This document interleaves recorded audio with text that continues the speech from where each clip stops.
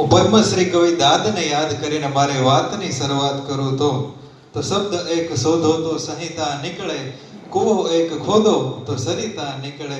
શબ્દ એક શોધો તો સંહિતા નીકળે અને કૂવો એક ખોદો તો સરિતા નીકળે. કંઈક અલગ જ તાસીર છે આ ધરતીની કે મહાભારત વાવો અને ગીતા નીકળે.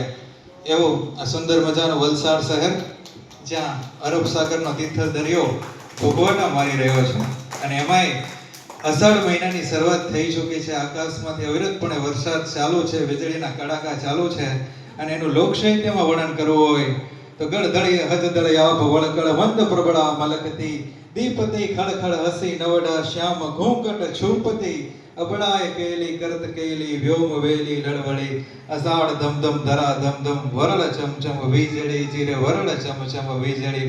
એવું સુંદર મજાનું આ વરસાદનું વાતાવરણ અને એની અંદર ભગવાન સૂર્યનારાયણ સવારમાં સમગ્ર વિશ્વમાં ઉર્જાનો સંચાર કરવા માટે પોતાના અશ્વ પર બિરાજમાન થઈને જ્યારે નીકળે અને સૂર્યનો પ્રકાશનું પહેલું કિરણ ઝાડ ઉપર પડેલા પાંદડા ઉપર પડેલા પાણીના બૂંદ ઉપર જ્યારે પહેલું કિરણ પડે અને સમગ્ર પ્રકૃતિ ખીલી ઉઠે, એવું સુંદર મજાનું વાતાવરણ અહીં ઉપસ્થિત આપ સૌ મહેમાનોને લીધે ખીલી ઉઠ્યું છે. ત્યારે આપ સૌ મહેમાનોનો હું અંતરના ઊંડાણથી લથપથ લાગણીઓથી લીલીછમ ભાષામાં ભીનુંછમ હાર્દિક સ્વાગત કરું છું.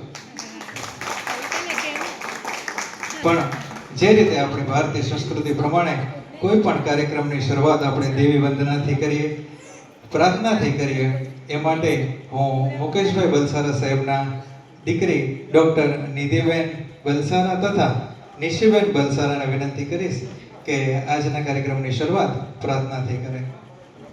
પ્રાર્થનાના શબ્દો છે અચ્યુતમ કેશવમ.